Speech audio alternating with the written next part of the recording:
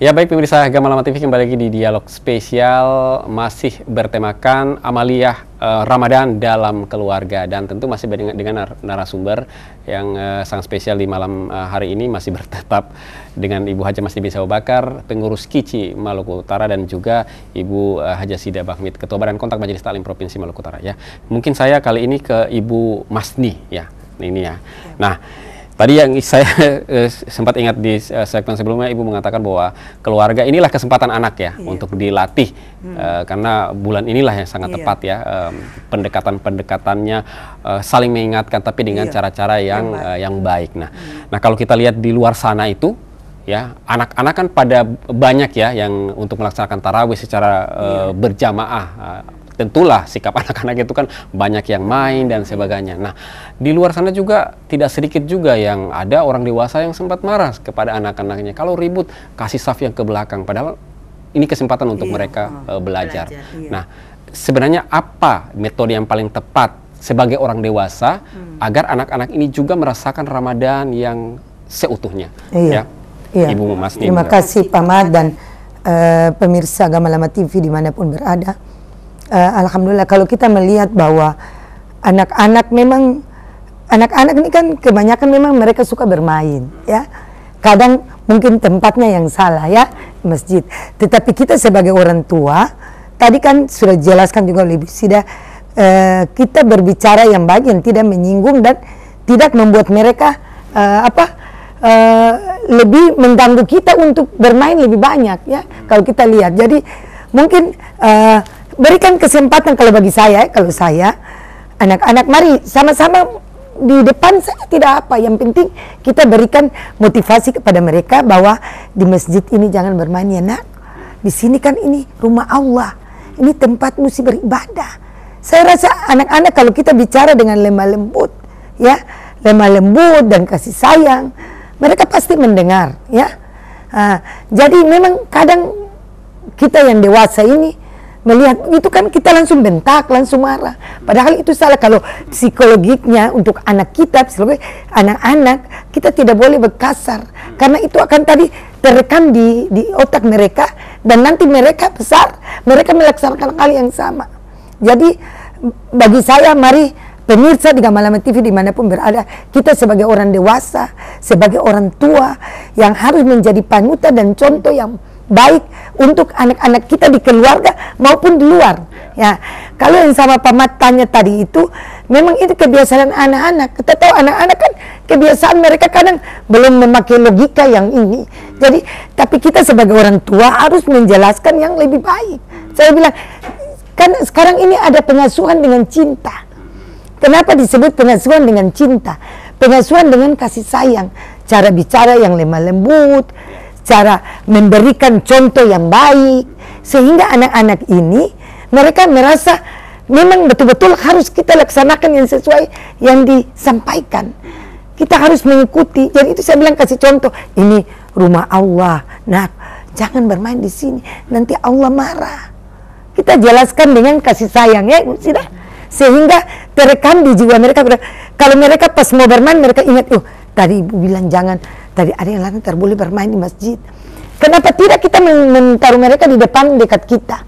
Kan dengan demikian kan kita salat, mereka mengikuti, walaupun mungkin salatnya belum benar, belum betul, tapi kita kembali kepada ilmu jiwa, bahwa anak-anak jangan dikasari, anak-anak jangan kita bentak, anak-anak jangan kita marah, tetapi bicaralah dengan lemah lembut dan kasih sayang. Dan kita menunjukkan kepada mereka bahwa kita juga melaksanakan salat dengan betul. Jangan belum selesai lah kita sudah duduk di belakang, sutar salat. Ini jadi contoh yang kurang baik untuk anak-anak kita. Jadi di bulan Ramadan ini kita harus, terutama keluarga ya, karena ini amalia bulan Ramadan untuk keluarga. Kita upayakan keluarga kita benar-benar menjalankan ibadah puasa dengan baik, menjalankan sunat-sunat di bulan Ramadan ini juga dengan baik. Dan saya ingin bersedekah, tetap kita melatih anak-anak kita bersedekah, biarpun sedikit. Saya ingin membawa cerita satu di zaman Rasulullah SAW. Ini ceritakan bahwa sedekah kebaikan akan kembali kepada kebaikan. Ya, Jadi waktu Rasulullah di masjid ada salat, ada si fulan satu masuk dengan pakaian compang-camping ya. Terus dia berkata, ya Rasulullah, kalau memang Rasulullah engkau Rasul, saya lapar. Saya tidak tutup aurat betul karena pakaian saya robek-robek. Saya ingin minta makan. Saya minta dikasih duit kan, mau makan.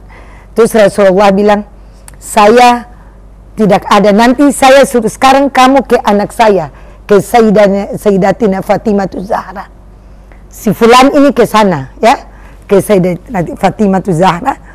Toki pintu, assalamualaikum, saya disuruh abamu ke sini, saya lapar, saya mau makan, tidak ada uang mau beli makanan. Saya juga berjalan dari tempat saya ini, tidak bisa naik kendaraan. Sayyidina Fatimah radhiyallahu anha bilang, saya ini tidak punya apa-apa, tapi dia ingat bahwa Rasulullah sallallahu alaihi wasallam pernah mengkasih dia kalung, hadiah kalung. Kalung itu berharga bagi dia, tapi karena tidak ada apa-apa, dia kasih ke si fulan ini. Ini saya tidak ada apa-apa dan saya kasih ini. Nanti kamu jual, baru kamu ambil duit untuk makan untuk semua. Saya halal, ya. Si fulan ini balik ke masjid ke Rasul sallallahu alaihi wasallam. Ya Rasulullah, saya ini lapar dan saya dikasih kalung. Saya kan minta uang. Saya minta mau makan dan saya mau minta ongkos saya untuk pulang dan beli pakaian supaya saya bisa tutup aurat. Yang laki-laki kan juga mau tutup aurat. Akhirnya ada seorang jamaah di masjid berdiri, ya Rasulullah, nanti saya yang bayar. Saya yang yang bantu. Dia kasih uang dan kasih ini ambil uang, beli ini dan ambil ongkos untuk pulang dan kasih uang kendaraan unta. Terus tolong kalung ini pulangkan lagi ke Sayyidina Fatimah Zahra. Si fulan ini balik ke sana, toki pintu ke sana. Ya Sayyidatina Fatimah Zahra, ini tadi karena saya sudah kasih duit, saya sudah kasih ongkos untuk pulang, makan dan beli pakaian, dan tadi ada yang sudah kasih uang membantu Rasulullah kasih, dan ini disuruh orang itu yang amat disuruh kasih pulang untuk kalung rantai ini untuk Sayyidatina Fatimah Zahra. Inilah contoh bahwa dengan bersedekah Allah lipatkan. Kalau kita sesuatu, innamal a'malu binniat, dengan kebaikan, niat untuk kebaikan, Allah kembalikan juga dengan kebaikan. Jadi ini cerita ini zaman Rasulullah untuk iktibar untuk ketoran juga semua, bahwa di bulan Ramadan ini mari kita bersedekah walaupun sedikit. Kita upayakan anak-anak kita, keluarga kita, mensucikan diri dengan kita memberikan sedekah, karena akan penuh berkah, kita akan tambah rizki, Allah akan tambah. Mari kita mengupayakan untuk keluarga kita, mengajar anak-anak kita untuk mempeduli kepada orang yang susah dengan bersedekah di bulan Ramadan ini semua dilipat gandakan pahala oleh Allah Subhanahu wa taala. Mungkin ini cerita. Baik, memang kita tidak boleh ya untuk kasar kepada anak ya.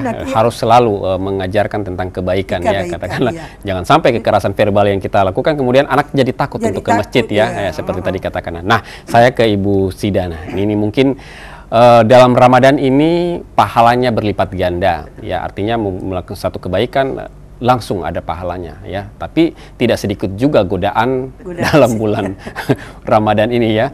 Nah, kira-kira ya tanda-tanda keluarga yang sukses dalam Ramadan ya, mengisi sebulan penuh dalam Ramadan itu seperti apa? Iya, baik.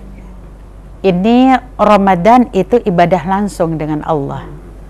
Ramadan itu sahur boleh sama-sama, tapi esoknya itu kita tidak tahu. Di antara anak keluarga sanak keluarga kita itu dia diam di kamar itu mungkin aqua 1 gelas sudah selesai, sehingga dia keluar masih tetap wajah loyo segala macam, padahal 1 sudah selesai, kita tidak tahu. Maka oleh karena itu kita perbiasakan kepada mereka adalah ibda binafsik. Kalau berbicara tentang kesuksesan dalam keluarga, kita bisa memperhatikan tanpa disuruh dia sudah melakukannya. Contoh, ini sekolah libur. Sekolah libur, biasanya awal libur, lalu kemudian pertengahan sekolah, akhir libur. coba perhatikan kepada mereka. Sebelum mereka ke sekolah, dia pasti akan mengatakan, ibu nanti di sekolah saya duhanya. Alhamdulillah, kita bersyukur. Alhamdulillah, berarti liburnya pada saat dia libur di rumah, kita isi dengan duha. Dia di rumah dia tidak sempat duha, dia minta maaf dan duhanya itu dia lakukan di tempat yang lain, yaitu di sekolah. Satu, berarti kita sudah berhasil. Yang kedua, ketika libur bersama, setelah bangun pagi, perbiasakan setelah selesai, biasanya dalam keluarga, setelah makan sahur, kita langsung berwudu, disebutkan untuk menyambut subuh. Setelah sholat subuh, itu tidak langsung tidur, kita ikut tadarusan lagi, sehingga dalam keluarga terkadang alhamdulillah kita bisa berbagi. Saya juz 1, 2, yang si abang juz 3, 4, si Najwa misalnya juz 5, 6, kita rolling, bapaknya juz berapa, kita rolling, sehingga tidak terasa dalam 1 bulan penuh itu kita masing-masing khatamul Quran. 4 orang berarti 4 kali khatamul Quran. Lalu kita berikan penjelasan. Kalau ada yang berhalangan, itu langsung terbuka komunikasinya. Saya belum bisa untuk mengaji. Ketertinggalan dia, kita dengan sportif menyambutnya. Siap, nanti saya yang selesaikan. Jadi tauladan yang kita berikan menyambut setiap pertanyaan, permasalahan anak, ketika kita menerimanya dengan seksama, dengan jiwa raga kita menunjukkan kesenangan kita, ketika kita mengulang kembali itu, pun sama yang dia lakukan. Berarti ini sukses yang kedua, membangun komunikasi yang aktif.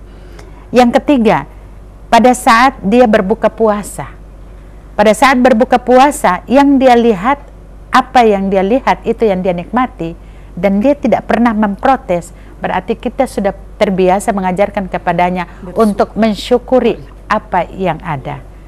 Selalu didengungkan bekal ke sekolah. Ini bu, iya, syukuri yang ada, iya benar. Dengungkan, jangan cuma ngomong, tapi dengungkan. Allah perintahkan, la in syakartum la azidannakum, wala in kafartum inna adzabi lasyadid. Hari ini kamu berbekal ini nak, tapi insya Allah Allah akan tambahkan di hari yang akan datang, bekalmu pasti akan bertambah. Lama kelamaan ayat yang kita bacakan dia maknai dalam kehidupannya, maka satu ketika kita memberikan bekal seadanya saja, kita mohon maaf ya nak, ibu cuma sempat memberikan bekal ini, dia tidak akan pernah resah lagi pak, dia akan tetap mengucapkan rasa syukur. Kita sudah sukses yang ketiga. Sekarang kembali kepada Ramadan, kesuksesan apa yang harus kita nampakkan, yang kita inginkan. Yang pertama, kita berharap agar supaya mereka ketika Ramadan mau berakhir, mereka merindukan Ramadan itu, bahkan sampai meneteskan air mata. Berarti selama Ramadan mereka menikmati Ramadan itu. Sehingga kita sampaikan bahwa Rasulullah pernah memberikan isyarat kepada kita, tanda-tanda orang yang memang khusyuk menjalankan bulan suci Ramadan adalah dia meneteskan air mata karena Ramadan itu mau pergi. Tetapi salah satu kegagalan kita adalah ketika Ramadan masih tinggal 1 minggu, dia mengeluh, cepat sudahlah puasa habis.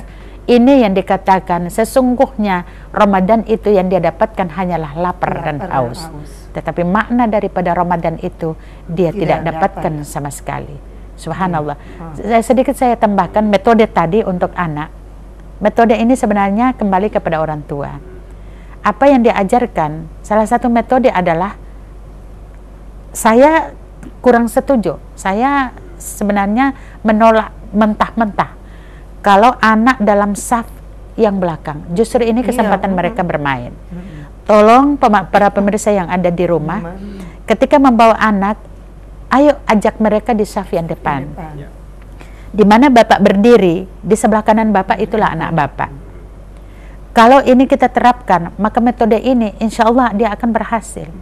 Ketika bapak coba lepaskan dia di saf yang berikut, keteladanan dia pada saf yang pertama dengan bapak itu akan terpatri pada teman-temannya.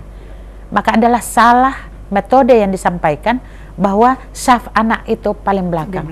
Itu tidak bisa, tidak boleh. Rasulullah memberikan contoh, Hasan wal Husain setiap sholat tetap Rasulullah menempatkannya di samping beliau, sehingga tauladan yang Rasulullah berikan kepada mereka secara tidak langsung, mereka pun praktekkan. Nah itu, jadi saya pikir kembali kepada metode yang kita terapkan, masuk akal tidak kepada anak itu. Kalau memang masuk akal, tidak perlu kita setengah mati, pasti dia akan mengikutinya. Karena anak belajar melalui feelingnya. Anak belajar melalui feelingnya. Jadi metode bermain sambil belajar. Itu yang saya pikir. Terima kasih. Ya, baiklah, luar biasa ya, banyak hal yang sudah disampaikan ini ya. Artinya memang sukses mengisi Ramadan ini merupakan memang harapan daripada semua keluarga ya. Mudah-mudahan apa yang disampaikan ini bisa menjadi satu materi ya, materi dalam keluarga untuk bagaimana mendidik keluarga, anak, khususnya anak ini dalam mengisi hari-hari selama 30 hari ke depan ini ya, di bulan Ramadan. Baik, Ibu Haja Sida dan juga Ibu Haja Masdi, kita sudah berada di penghujung acara di segmen dialog spesial Amaliyah Ramadan dalam keluarga ya, waktu yang juga membatasi. Namun sebelum menutup perjumpaan kita, singkat saja ya closing statement dari kedua narasumber ya. Mudah-mudahan ini bisa bermanfaat bagi yang menyaksikan ya. Saya ke Ibu Masdi dulu, closing statement Anda. Ya, terima kasih Pak Mat dan pemirsa Gamalama TV dimanapun berada. Alhamdulillah kita sudah selesai di bagian terakhir. Saya ingin sampaikan ada 6 hal di dalam kehidupan terutama di bulan Ramadan ini yang harus kita jaga, dan sudah tadi disinggung oleh Bunda Sida, yaitu pertama ikhtiar. Kita ikhtiar di dalam bulan Ramadan ini, kita menjalankan ajaran-ajaran Allah yang diperintahkan oleh Allah, puasa, salat, dan lain-lain, bersedekah ya, dan lain-lain dengan baik. Kalau kita sudah ikhtiar, dengan itu kita ikhlas kepada Allah bahwa kita berniat bahwa kita akan menjalankan ibadah puasa dengan benar dan selesai dengan sempurna sampai selesai. Kalau kita sudah ikhtiar, ikhlas, bersabar, karena Allah janji dengan bersabar Allah akan memberikan pahala kepada kita, akan menggugurkan dosa-dosa kita, dan akan mengangkat derajat kita mulia di sisi Allah. Kita bersabar di bulan Ramadan, bersabar untuk tidak minum secara diam-diam, misalnya sembunyi-sembunyi, itu juga bersabar. Bersyukur, tadi sudah disinggung oleh Bunda Sida, la in sakartum la azidannakum wa in kafartum inna azabi lasyadid. Apabila kita bersyukur, Allah akan tambah nikmat, dan apabila tidak bersyukur atau kufur, sungguh azab Allah amat pedih.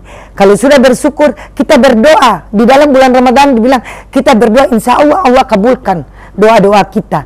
Terakhir, kalau sudah berdoa, bertawakal kepada Allah dengan niat, dengan innamal a'malu binniat, bahwa kita niat di bulan Ramadan ini akan melaksanakan segala yang berhubungan dengan bulan Ramadan, puasa dan lain-lain dengan baik, dan insya Allah merubah diri kita. Insya Allah setelah bulan Ramadan kita betul-betul tetap menjaga salat kita, yang benar, menjaga ibadah kita, menjaga puasa, mungkin tambah dengan puasa-puasa Senin Kamis, puasa sunat dan lain-lain, sehingga kita lebih memantapkan iman dan takwa kita kepada Allah, dan akan seterusnya, dan kita selalu berdoa mudah-mudahan bulan Ramadan ini bukan terakhir, tetapi bulan Ramadan seterusnya kita tetap diberikan umur panjang oleh Allah Subhanahu wa taala. Mungkin itu dari saya, terima kasih. Baik ya. Yang berikut Ibu Haja Sida ya, closing statement Anda. Baik. Pemirsa yang ada di rumah, saya ingin menyampaikan di closing statement saya adalah hidup itu belajar. Di dalam belajar jangan luput dengan doa. Dalam doa hakul yakin Allah Maha mendengar. Ketika sudah yakin Allah Maha mendengar, maka percayalah bahwa semua amal yang kita lakukan Allah akan berikan balasan yang nanti kita terima di yaumil qiyamah, bukan hanya pribadi kita, tapi keluarga kita pun pasti akan menikmatinya. Terima kasih. Ya, baik, luar biasa ya. Baik, banyak hal yang sudah kita dengarkan ya dari kedua narasumber ini ya, Mas, pemirsa juga sudah mendengarkan ya. Besok mungkin kita akan sudah mulai berpuasa di hari pertama, dan ini mungkin merupakan spirit baru ya. Apa sih yang perlu disiapkan sudah dijelaskan oleh kedua narasumber kita. Terima kasih kepada Ibu Sida Bahmid, Ketua Badan Kontak Majelis Taklim Provinsi Maluku Utara, dan juga Ibu Haja Masdi bin Sewa Bakar ya, pengurus KICI, Komunitas Ibu Cerdas ya Indonesia Provinsi Maluku Utara. Utara ya. Terima kasih sudah berhadir. Mudah-mudahan perbincangan kita di malam ini bisa memberikan manfaat Amin. bagi keluarga, apalagi menghadapi 3 bulan hari ke depannya, 30 hari ke depan ini dalam mengisi Ramadan. Baik, pemirsa Gamelan TV, saya tutup perjumpaan kita di dialog spesial edisi malam hari ini. Siapkan diri Anda, selamat menunaikan ibadah puasa ya. Saya Ahmad Pikal bersama sejumlah kru yang bertugas undur diri dari hadapan Anda. Ikuti terus program dialog spesial Senin sampai hari Jumat jam 8 malam hanya di Gamelan TV. Semakin mantap. Sampai jumpa. Wassalamualaikum warahmatullahi wabarakatuh. Waalaikumsalam warahmatullahi wabarakatuh.